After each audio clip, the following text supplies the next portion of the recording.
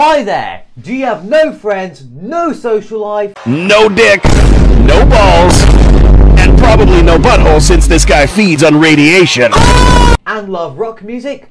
Well, I've got the anime for you, Bocchi the Rock. Bocchi the Rock, a story about a girl called Hitori Goto who in middle school decides in order to become popular, she will learn guitar, join a band, and get friends. However, when she reached high school, she can shred on the guitar, which is one good thing, but there's one problem. She forgot to make friends, just like me.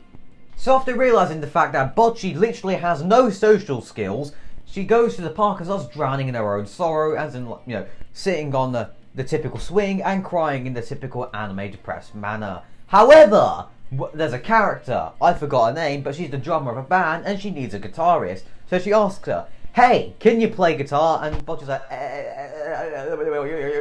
and then she basically just drags her all the way to this random club. Now, if you know things about being dragged about random clubs is, you tend to get drugged and killed. Well, in this case, she wasn't drugged and killed. She was forced into a J-rock band.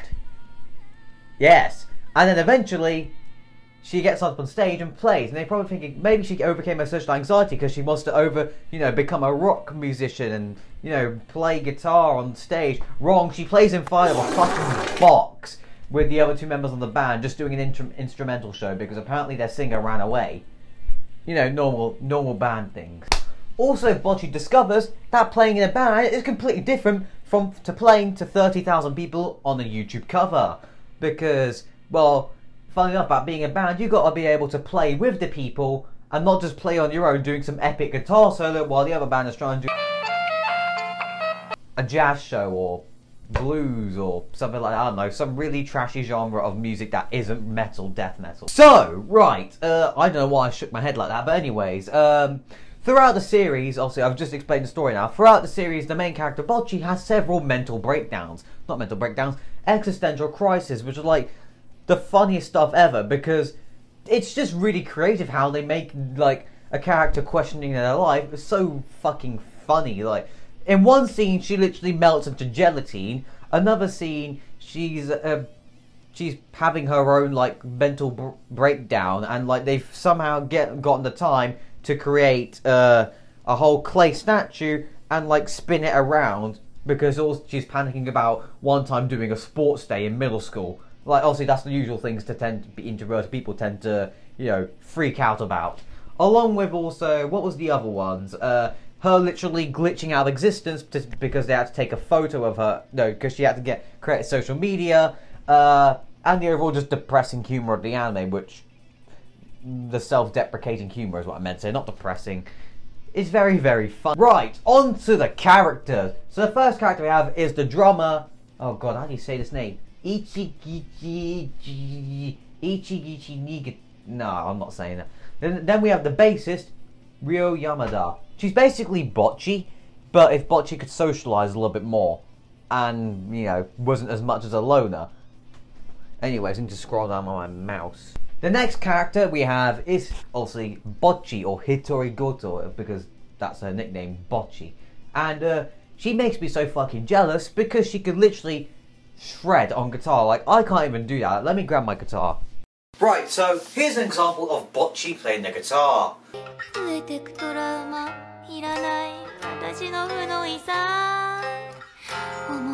And now, here is me playing the guitar.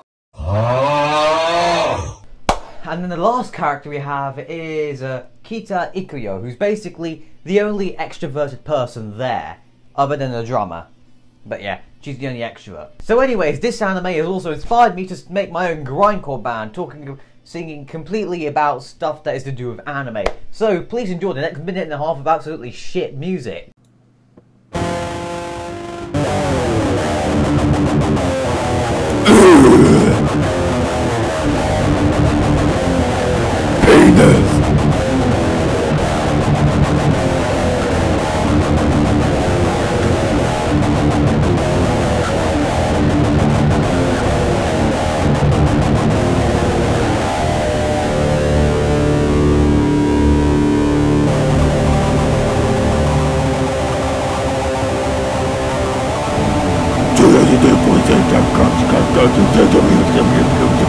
Never forget, whatever they do, right? I just want one thing. Now there's a dick in my food.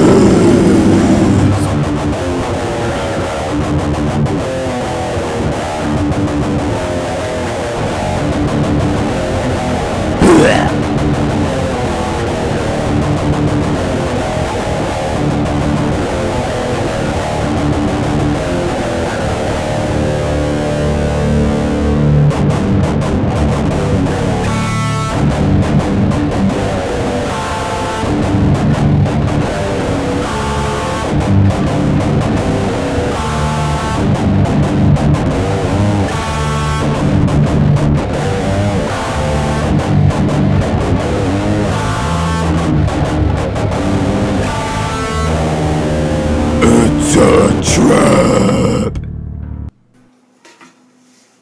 Why do I come up with these ideas? I have no clue.